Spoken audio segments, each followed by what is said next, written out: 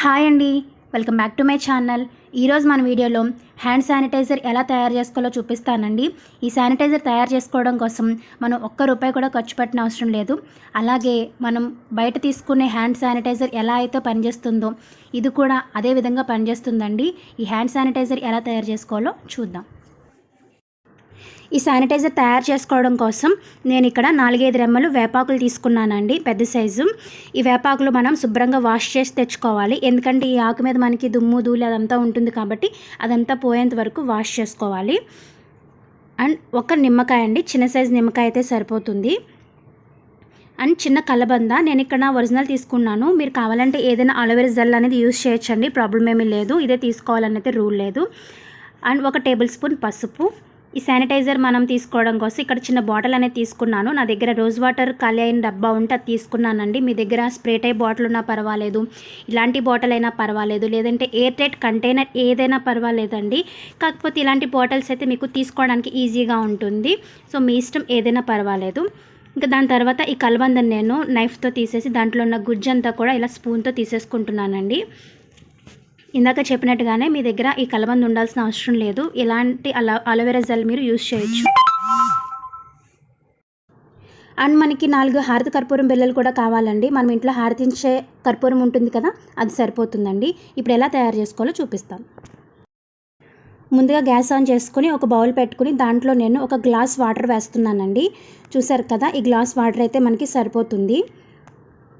వేసుకున్న తర్వాత ఈ వాటర్ అనేది మనకి ఒక 2 నిమిషాల పాటు బాగా మరగనివ్వాలండి. హై ఫ్లేమ్లో మరగనిస్తే సరిపోతుంది.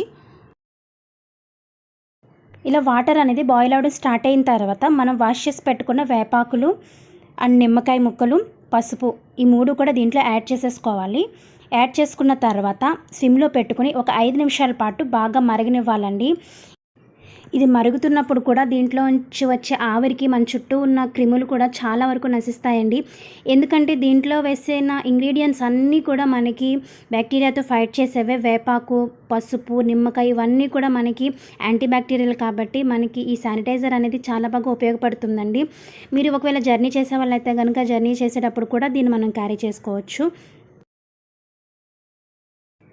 ఇలా మనకి ఒక 5 నిమిషాలు మరిగిన తర్వాత గ్యాస్ ఆఫ్ చేసేసుకుని కంప్లీట్గా దీన్ని చల్లారనివ్వాలండి.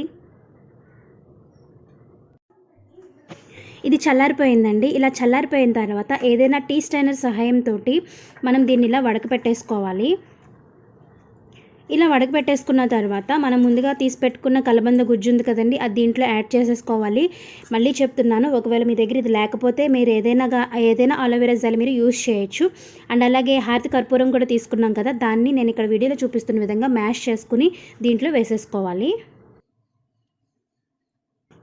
ఇలా వేసేసుకున్న తర్వాత ఒకసారి స్పూన్తో కలుపుకొని, ఇందాక నేను మీకు బాటిల్ చూపించాను కదండి, అలాంటి బాటిల్లో కానీ లేదంటే ఏదైనా స్ప్రే బాటిల్లో కానీ మీరు దీన్ని తీసేసుకుంటే మనకి హోమ్ మేడ్ శానిటైజర్ అనేది రెడీ అయిపోయినట్టండి. ఇది చాలా ఎఫెక్టివ్గా పనిచేస్తుంది. మీరు దీన్ని తరచుగా హ్యాండ్స్కి రాసుకున్నట్లయితే ఎలాంటి క్రిములు కూడా మన దరికి చేరవండి. ఐ హోప్ మీ అందరికీ ఈ వీడియో నచ్చిందని అనుకుంటున్నాను. నచ్చితే లైక్ చేయండి, షేర్ చేయండి, సబ్స్క్రైబ్ చేయండి. నేను కలుస్తాను నెక్స్ట్ వీడియోలో. అంతవరకు బాయ్ బాయ్.